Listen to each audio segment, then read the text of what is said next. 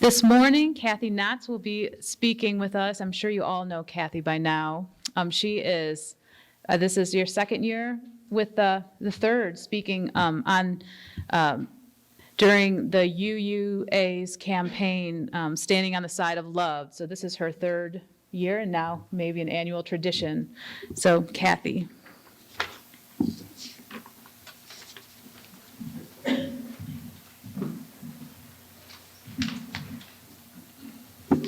Thank you, Emily.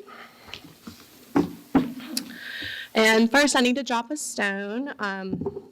If you'll see in your program, I was supposed to be joined today by Patty DeBusk with PFLAG of Washington County. Well, Patty called me this morning. She had been sick all night long and into this morning, so she could not join us. So this is for Patty.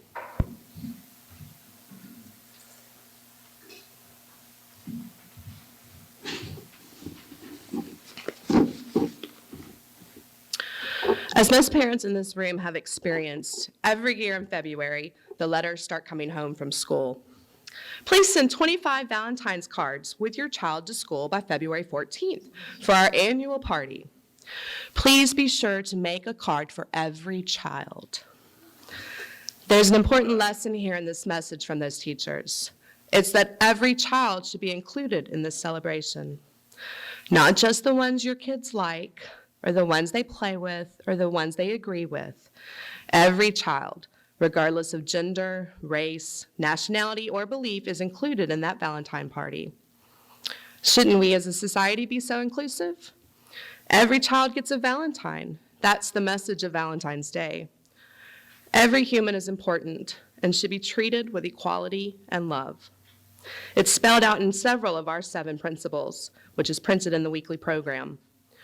We believe in the inherent worth and dignity of every person, and we believe in acceptance of one another and encouragement to spiritual growth in our congregation. But how can we put these principles in action when many of our brothers and sisters have no safe place to grow spiritually? This is where a movement like Standing on the Side of Love comes in. As Emily mentioned, this is an annual campaign brought together by the UUA, began in 2009, and the main goal is to stomp out oppression and injustice in all areas of life, not just LGBT issues, but civil rights, racial inequality, protection of immigrant families, and equality for LGBT families. I don't know how many of y'all follow Standing on the Side of Love or the UUA on Facebook, but yesterday in Raleigh, North Carolina, they had a mass moral march, which was joined by thousands of UUs from not just North Carolina, but all over the country. Hello, Jordan. Mostly in response to that state's recent laws regarding voter rights. And I encourage you to go to the websites, or if you're on Twitter, you can follow them on Twitter, and wonderful pictures and banners, not just UUs, but all sorts of people standing together and voicing their opposition to these unequal rights.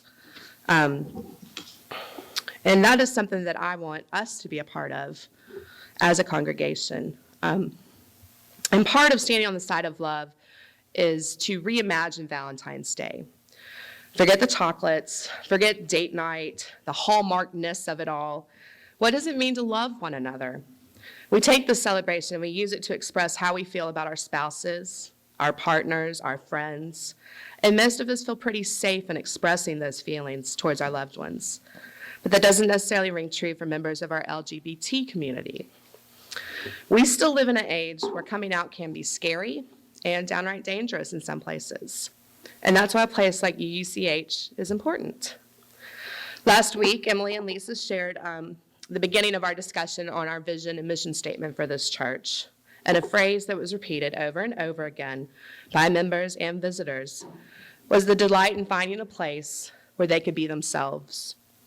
People praised the welcoming spirit of this place. It was the place they could finally be comfortable with who they are. And for some of us, this is the only day of the week that happens. I want to work towards making the UUCH a safe place for those in our LGBT community to come and nurture their spirits without feeling condemned or uncomfortable. with no worries about offending someone or having to hide who they really are. And I need your help in making that a reality. This was when I was going to ask Patty to come and share her story about PFLAG. Patty is the vice president of the Washington County chapter. PFLAG is Parents and Friends of Lesbians and Gays. Her son was gay. I don't have all the details there, but it inspired her to learn more about his life, about his identity, and come face to face with some of the conflict that created in her. Hopefully we can bring Patty back again one day to speak to us. But moving on, I wanted to share with you how we can be an ally. So what is an ally? A straight ally can merely be someone who is supportive, like Jordan, who's supporting me back here. So it can be someone who is supportive and accepts the LGBT person, or it could be someone who personally advocates for equal rights and fair treatment.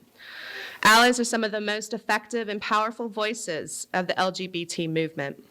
Not only do allies help people in the coming out process, but they also help others understand the importance of equality, fairness, acceptance, and mutual respect. And these are some tips that I got from PFLAG's Straight for Equality campaign. Simple ways that we can become more engaged and be an active straight ally. Number 1, be open. Talk about having gay friends, family, colleague, acquaintances. And when you talk about them, excuse me, don't admit the fact that they're LGBT. Don't leave that out. That's who they are. Number 2, ask questions, especially when you're not sure about all the various acronyms, all the alphabet letters, the terminology, the words. Ask people who know and use them correctly when talking about your friends and family. Number 3, become informed. Learn about the realities, challenges, and issues affecting the lives of LGBT people through websites, books, documentaries, and educational material. Many of y'all remember back when we did our welcoming congregation work, Bonnie Jessie showed a wonderful film. I think it was called The Bible Tells Us So. I may be wrong on that. Wonderful film. If you haven't seen it, check it out. I'd highly recommend it. Number 4, speak up. When you hear derogatory slurs or jokes like, "That's so gay," say something. And don't tell them yourself. This ties into our next part as well, but this is one of the most powerful things you can do, is people are going to repeat things, and until you say, you know what, that's offensive, they're going to continue to repeat those things. And that ties into the next tip, which is number 5, help your children. Teach them about different kinds of families. Be mindful of day-to-day messages they are receiving about gay and transgender people and issues in school, from friends, from the internet, on TV.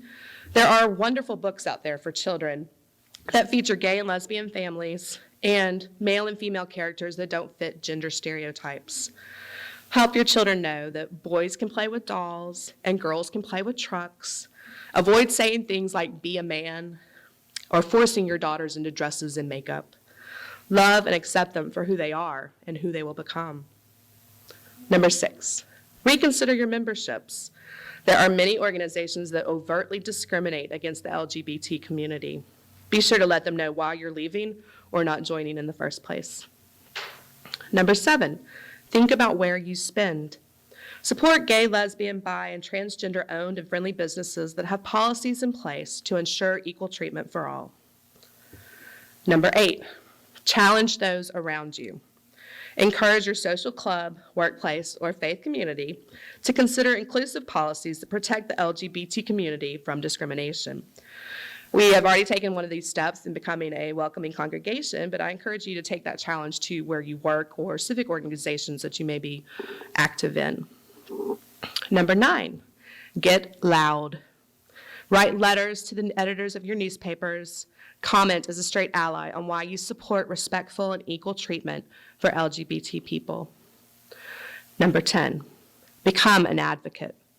Call, write, email, visit public policymakers and let them know that as a straight person who votes, you support laws that extend equal rights and protections to all people. I don't know how many saw it, but just this morning, and they're saying it's a direct result of the Mass Moral March in Raleigh, but the federal government has come out and said that it will extend legal benefits to same-sex couples. While it's not outright recognizing marriages, they've said that they're going to support people as far as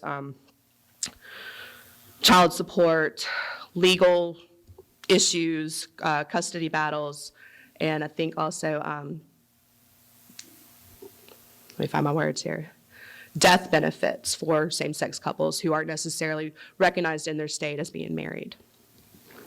I encourage you to check out websites like Straight for Equality. There are some wonderful ideas, resources on that website. And as well, get involved. PFLAG is meeting this Tuesday night in Abingdon. I'm going to try to be there. I encourage you to get involved, get to know some of these people, because their stories, they'll break your heart, but they'll also inspire you. And before I wrap up here, this is when Patty should have spoken, so I apologize for us running short. But I do have a little activity for us to do in honor of Valentine's Day. Out here on this back table, right here under the tapestry, I have 2 sets of pledge cards. One reads, "I am a straight ally," and one reads, "I need a straight ally." And I would like for everyone to fill out that card and tape it to the door. This is our Valentine's to the LGBT community. The reasons why we are going to be an ally, why we might need an ally if you identify that way. And there are a couple of bumper stickers back there as well for Standing on the Side of Love, which is this lovely t-shirt I'm wearing. And if we run out, we can certainly get some more of those. But real briefly, I would also, since I have a little time here, I'm filling. A few facts about the UU involvement in the LGBT movement. The first General Assembly resolution on the topic passed in 1970, urging UUA to work to end discrimination against homosexuals and bisexuals. In 1980, a GA resolution urged the UUA to end discrimination against lesbian, gay, and bisexual people in regards to employment. Back in 1971, we began to talk about gay issues in our youth curriculum. And in 1989, the GA urged UUA to implement the Welcoming Congregation program.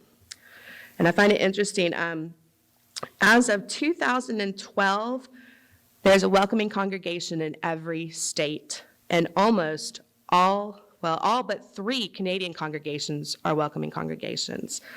That's 2/3 of all the U.S. congregations of UUs. Because the majority have not gone through the program, the ones that have not gone through the program are usually smaller congregations. And I would probably wager that we're probably one of the smallest welcoming congregations that I'm aware of. So, yeah, yes. In 1979, the first out gay men in the UU ministry were called to serve congregations. This was the Reverend Douglas Morgan Strong with All Souls Church in Augusta, Maine, and the Reverend Mark Bellantini, called to First UU Society of San Francisco.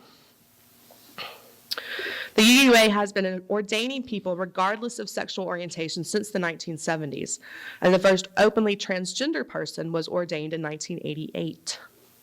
In 2002, the first openly transgender person in the UU ministry went to a congregation, the Reverend Sean Dennison with South Valley UU Society of Salt Lake City, Utah.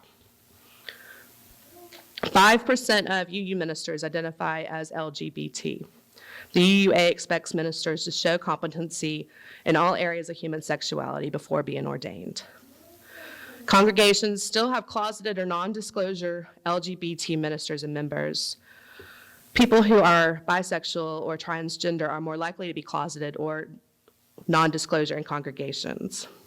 That's simply saying that while there's more of an acceptance of gay and lesbian ministers or people serving in the UUA, those who are bisexual or transgender tend to not be recognized openly. The first ceremony of union performed by a UU minister for a same-gender couple was reportedly done in the 1950s. That blows my mind. That blows my mind.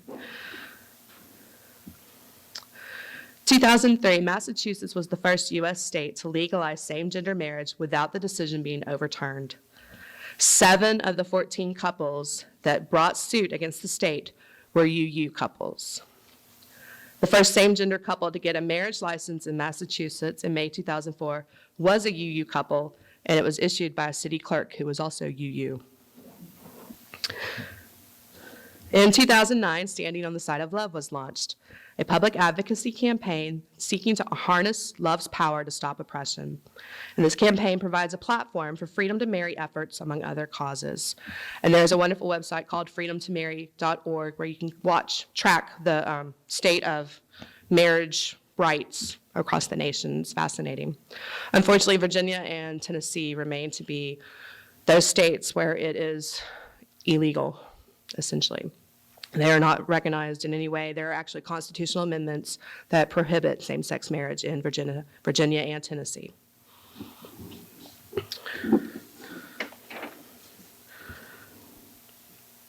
So that's about all I have.